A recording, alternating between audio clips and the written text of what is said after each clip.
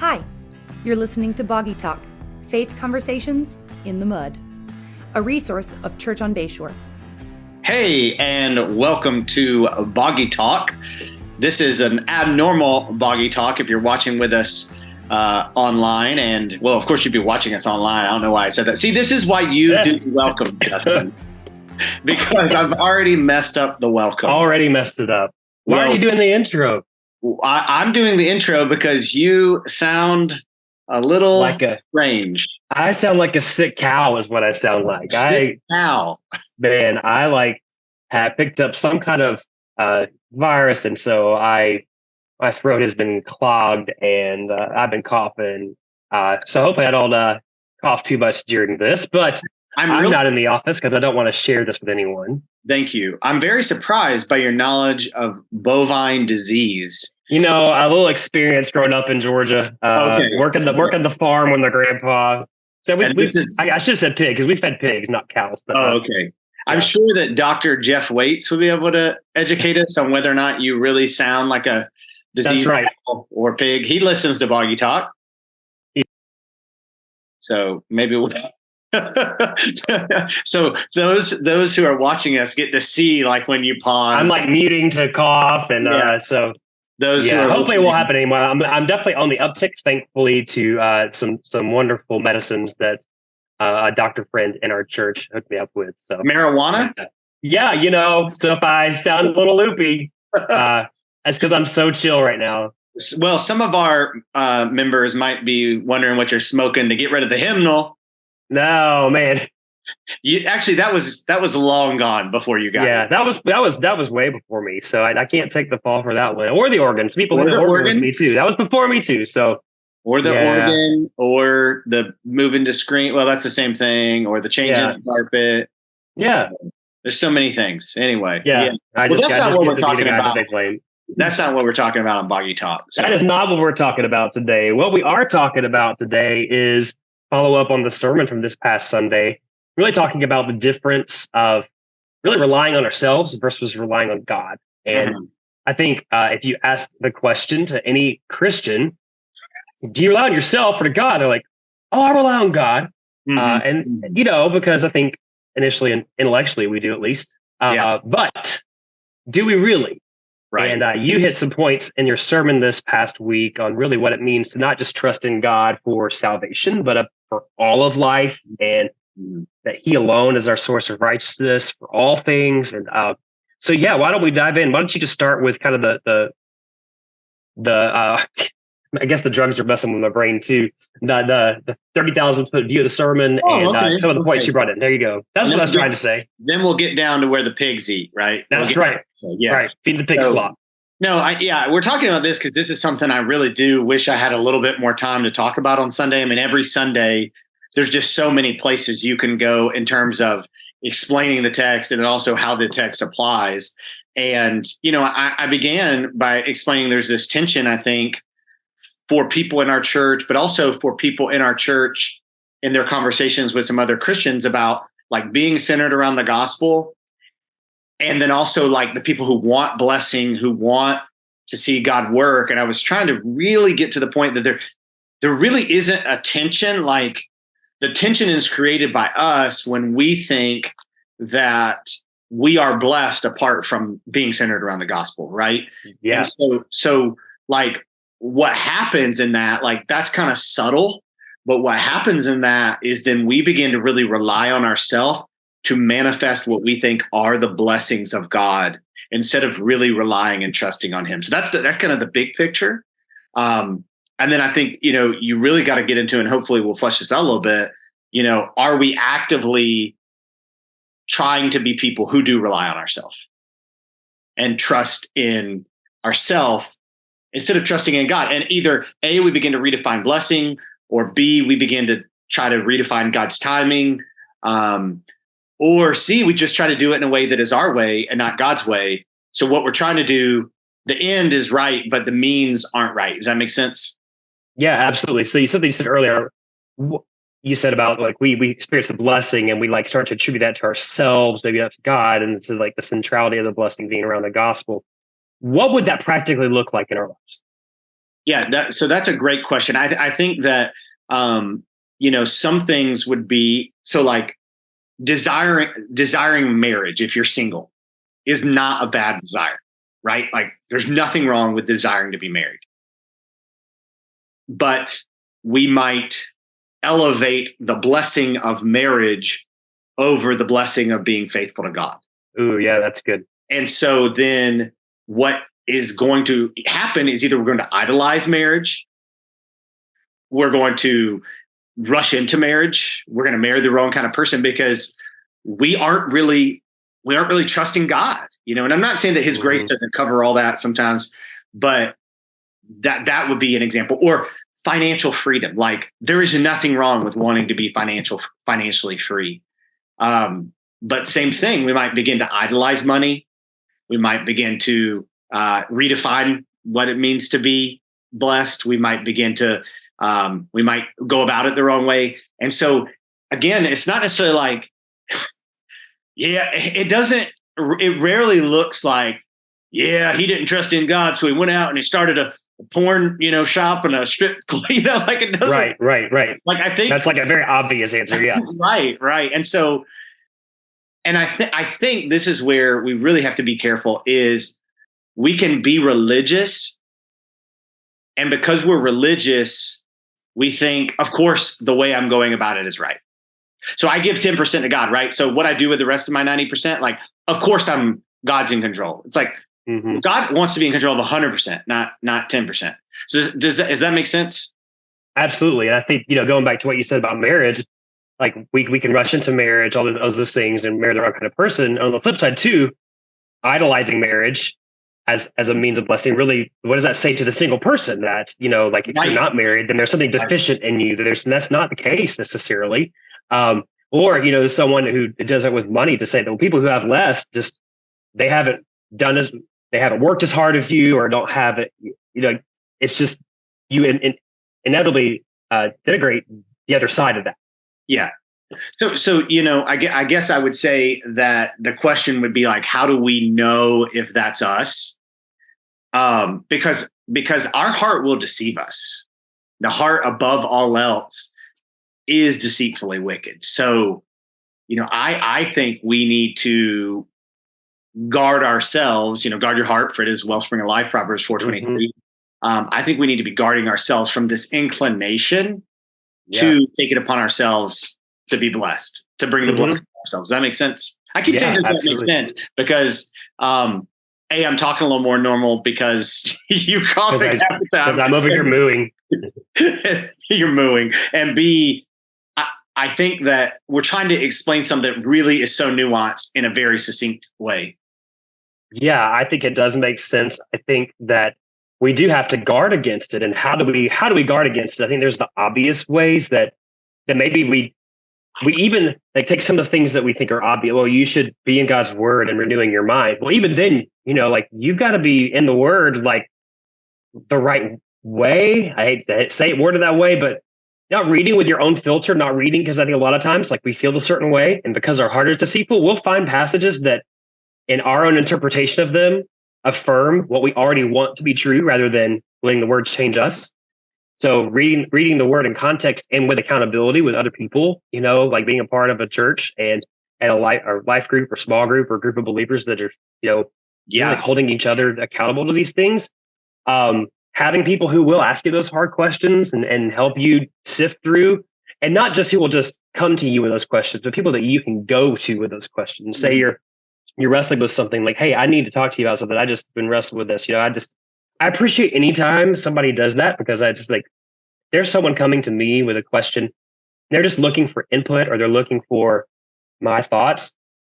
Kind of recognize they're starting with humility, and I think that's the key in all this is you're starting with this posture of humility, not this posture of pride. And I think that's probably a root of a lot of this, is that our efforts to earn or keep God's blessing are rooted in pride, thinking that we can't actually earn or keep his blessing by what we do. Yeah, that's so good. I think I'm also very proud of you that you went that long of a stretch without coughing. I know. I was impressive. Just be hope for Sunday. Yeah. So I just said, I think some questions that we should ask ourselves and others should ask us is, do we feel the need to prove ourselves?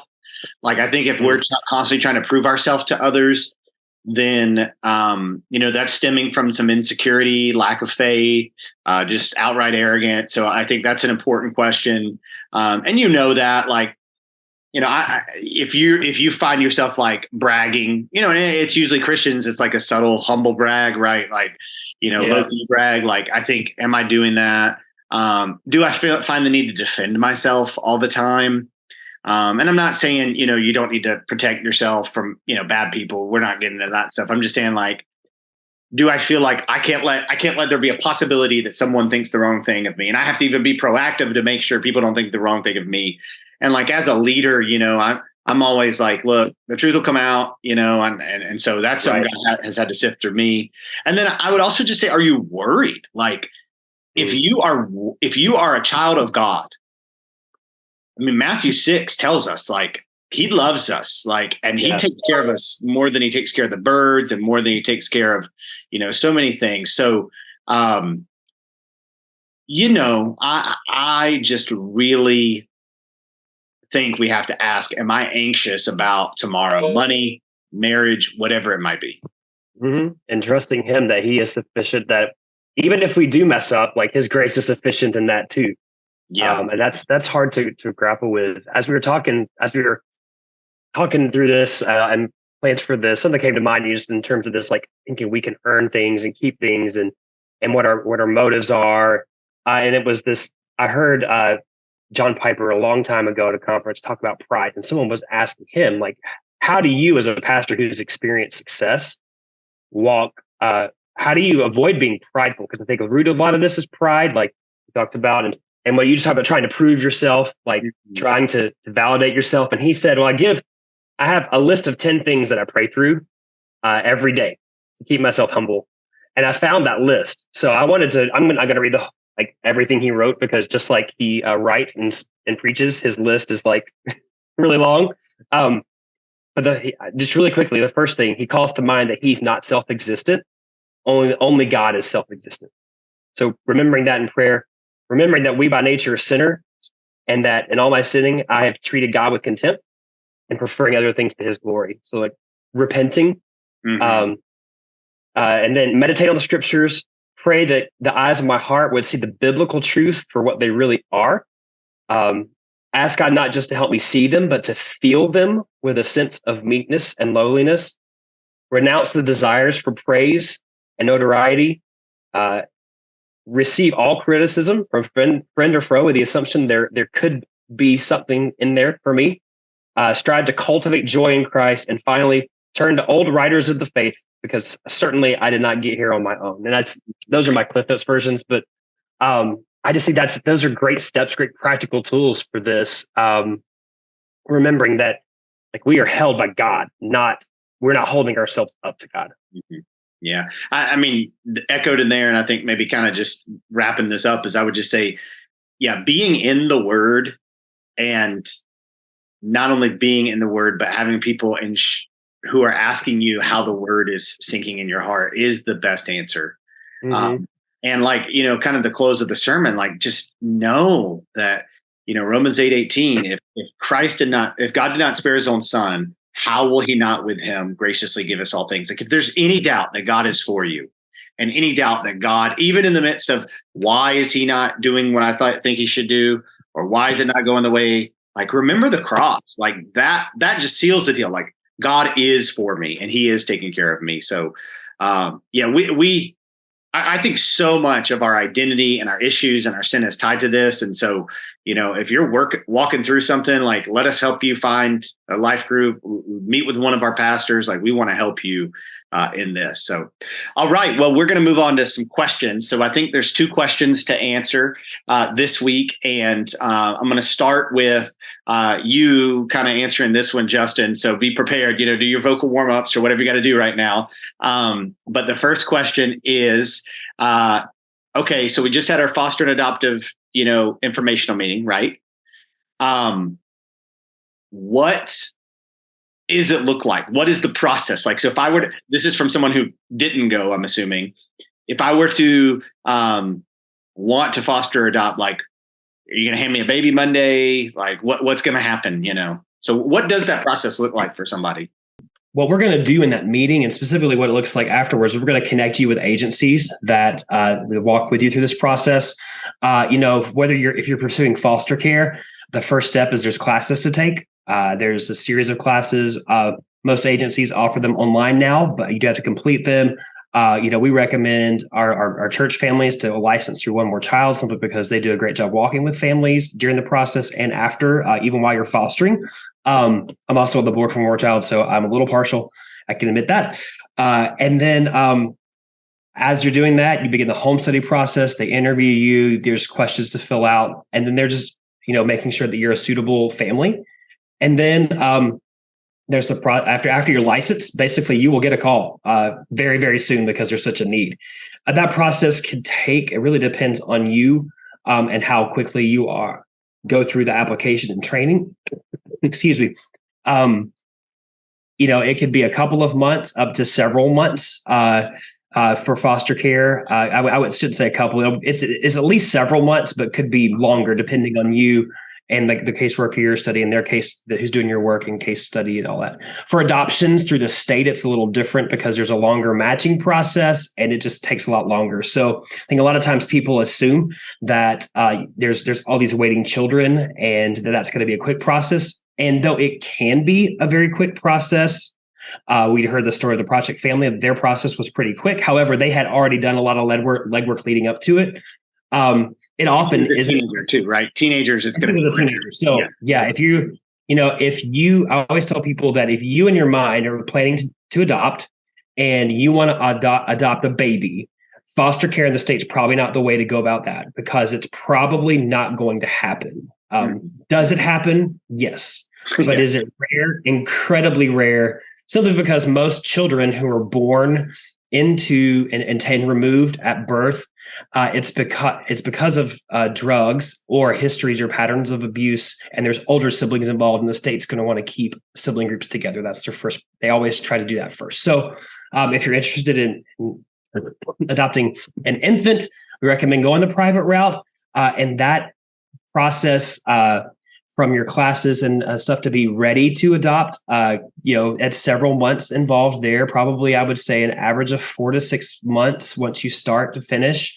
However, then, the wait time totally depends upon you and your family, what you're open to in terms of needs, ethnicity, and honestly, the agencies, they're not out recruiting moms to place their children for adoption. They're out providing services, and when it's necessary, they have to have a birth mom come to them who wants to place. So it really is. I don't want to say if there's a huge need, if they're working with several birth moms, it could be a short wait time, but it could also be a long wait time. You really just do not know.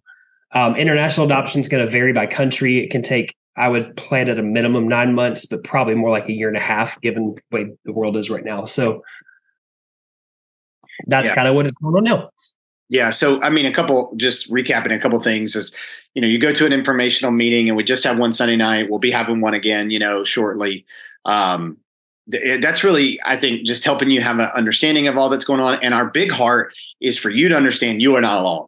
And I think that's one of the biggest things is, whether it's foster care, adoption, like you need a community, not only in the process, but as you keep moving forward. And so we want to connect you to that community. And then, you're going to go through some kind of training, whichever it is you're doing. I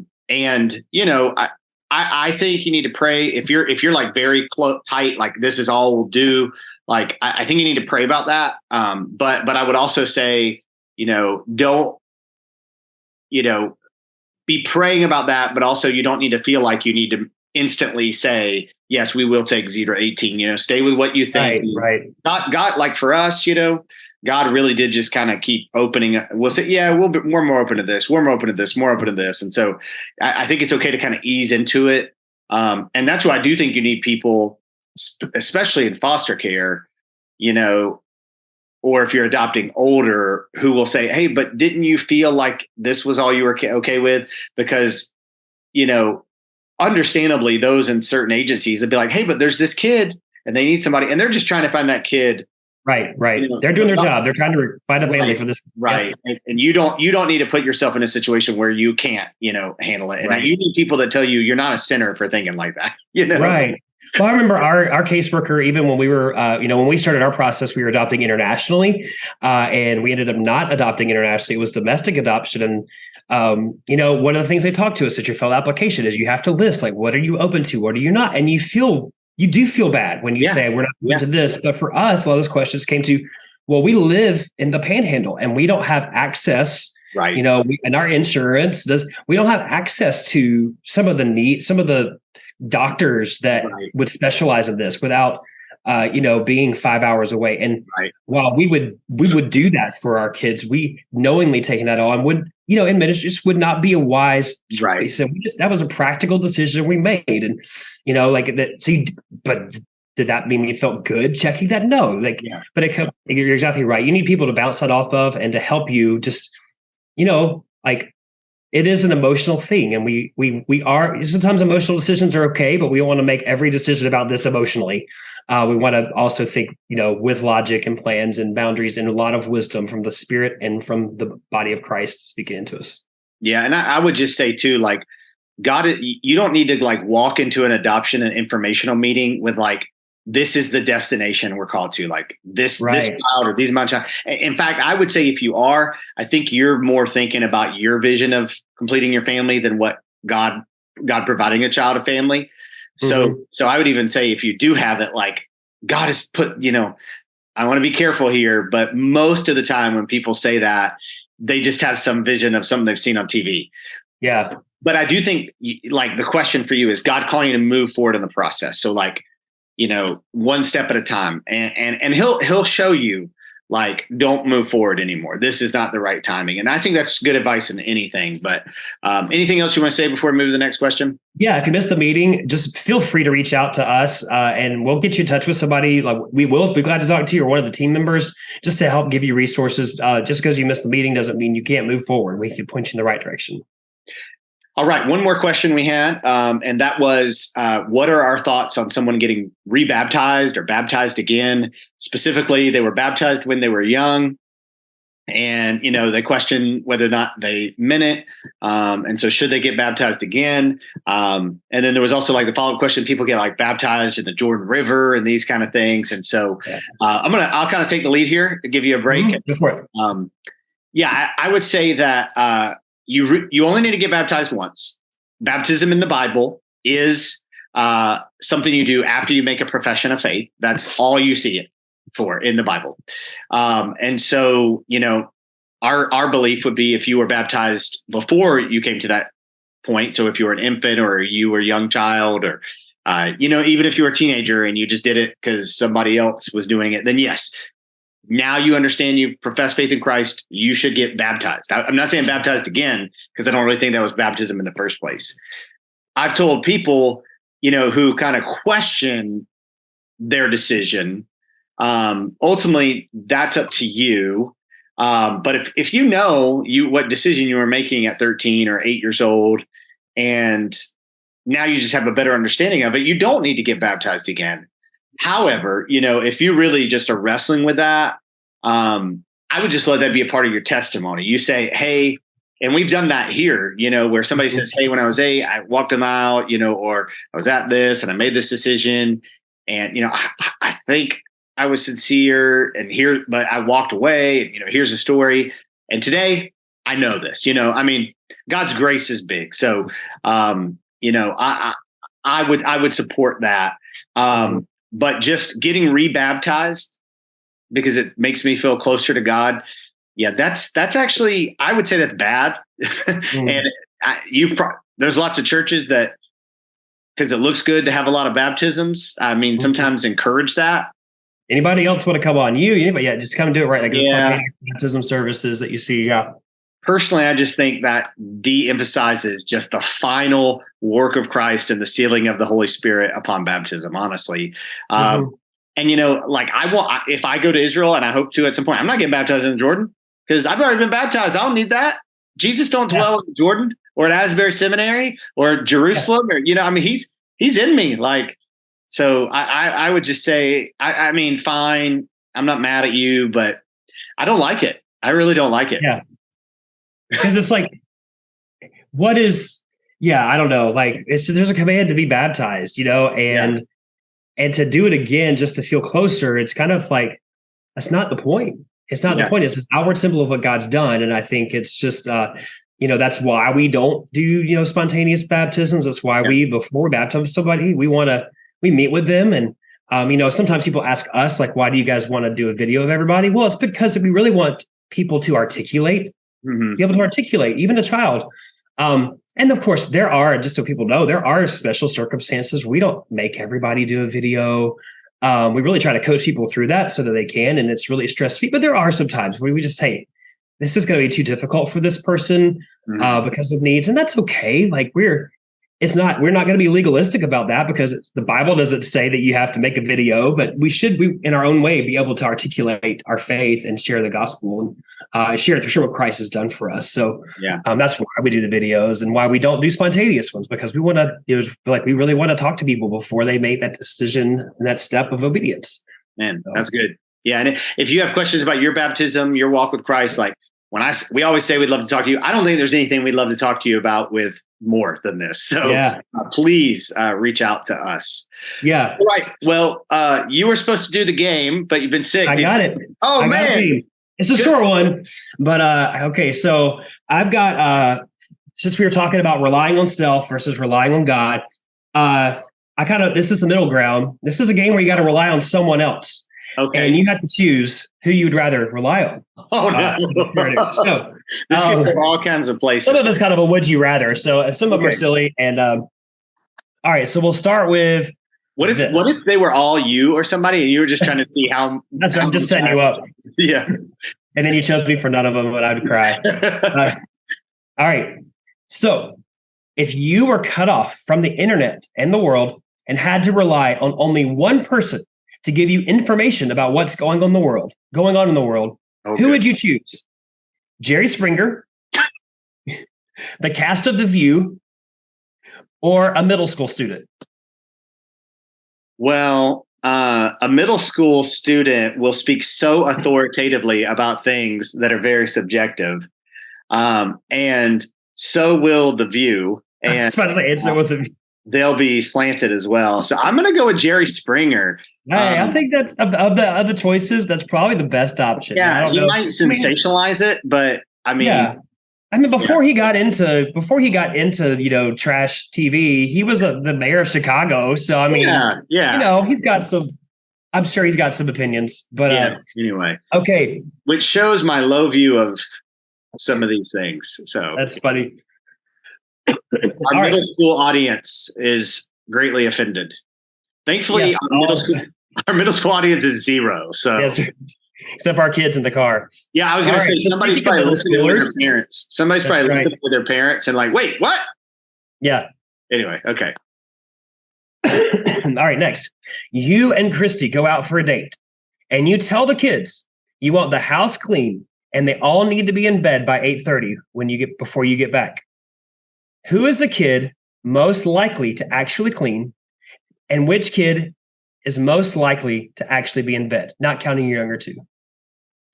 Cameron is definitely, our oldest is definitely going to clean. He's gonna achieve the goal, and the most likely to be in bed is probably Nate.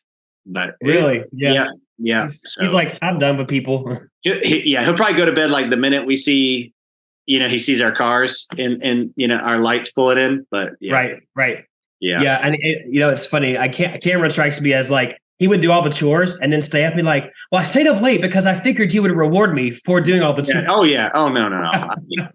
Yeah, he would rationalize why our logic for going to bed was not wise. Yeah. So anyway. Nice. Yeah. All right. If you were surrounded by bad guys and it was you and this celebrity against a mob of 10, who would you choose as your fighting partner? Chuck Norris in his prime, because he's old now, but in his prime, or The Rock? Chuck Norris, man, come on. Yeah. Come on. Chuck Norris don't even need giant muscles like that. That's right. Oh man, Goodness. I kind of thought The Rock for a little bit because he just would body slam everybody, but that takes too long. Like Chuck Norris will just, all Yeah. over. And The Rock's kind of a good actor, so his dialogue would take too long too. Yeah. Morris just The player, and he'd have to make his eyes at you, like That's Okay. that's almost as much of a landslide as Michael Jordan over LeBron. So this new generation might say The Rock, but they're wrong. They adamantly think that he is the GOAT, but I'm like, no, Michael Jordan is and always will be, because it's a different game of basketball now. Same with Chuck. All right, number 4, last minute. You get sick and can't preach, but you just learned that both. Which staff member would you call? That's Just kidding. But you just learned that both David Platt and Tim Keller are on vacation in Destin and are both available. Who would you choose to preach in your place? Tim Keller. Yeah? Yeah. Why? Well, I always like to have some more older seasoned voices, preach, fill our pulpit when we can. And he would be great as well. So, yeah, they're both great, but I think I would choose Tim Keller more because I would love to hear him. And I've heard David Platt plenty and he's great. But the practical side of me is like, we really have to stick to our times on Sunday morning. I was thinking the same thing. Ministry, and we can't have David Platt preaching 65 minutes. No, it's not going to work. No. And Tim Keller will be like, I need to preach 40 minutes. Okay, I will be done in 39 minutes and 30 seconds. Yeah, I believe that. Yeah. So, all right. So here we go. It is now a perfect world. I bet Keller's honorarium is smaller than Platt's too. Probably so. Anyway, all right, move on. All right, it's a perfect world. The Cubs have made it to the World Series, and the Jaguars have made it to the Super Bowl in the same year. And in this scenario, they're actually being played on the same day because it's COVID, hurricanes, and other natural disasters. You have those colors clearly. You had to qualify. That's right. You have to That's right. 2 different, very wealthy friends offer you tickets. One to the World Series Game 7, one to the Super Bowl. And you could only say yes to one because those are the rules. Yeah.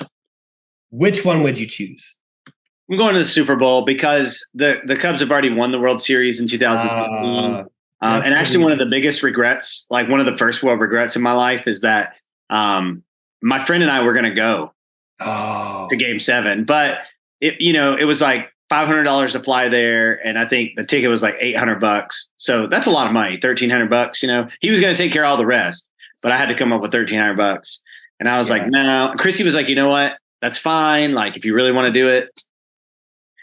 And in hindsight, and I was like, I don't want to do that and then lose Game 7, right? Right. So, I know that's the practical side. Why I didn't do that, I don't know. But the Jaguars have never been to the Super Bowl, and I want to go to a Super Bowl.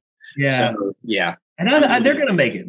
These next few years look promising. And I could probably reasonably at some point afford going to a Game 7, but I can never. I literally could never afford going to the Super Bowl. So yeah, it's ridiculous. It's just so crazy. It is crazy. Well, cool. Well, there you go. Would you rather? So, all right. There you go. Those were good. That was a good game. Good game. Especially for being sick. Well, hey, I hope you were better by Sunday. We're pre-recording this. Hey, I sound so much better today than I did yesterday. So hopefully not as much as tomorrow. So I'm not leading worship, and I'm not even Paul sang during a sermon. I'm not even doing that, man. Yeah, he did. People were like, "Why don't you do that?" I know he sounded good, man. He did. He's got a great voice. Did you get an update on his wife's mother-in-law? Yeah, she's doing well. That is that's probably the most asked question I've received in the last. That's his wife's mother-in-law. His wife's mom. His mother-in-law. Yeah. Yeah. She's okay. Oh, yeah. That's well, good. Yeah. It's all good. Yeah. Well, hey, we look forward to next week, and hopefully Justin and I will be in the Boggy Talk studios. That's right. Cough free. Yeah. Cough free. Feeling good. Yeah. Hopefully I'm not sick, but thankfully we didn't record this together in the same room. Yes, and you would probably be sick by Sunday. Yeah. Yes. Yeah. So anyway, well, hey, we love you guys, and we're always here, and we look forward to talking to you next week. Thanks for listening to Boggy Talk. We are so glad you joined in the conversation. Go ahead and subscribe so you don't miss a beat.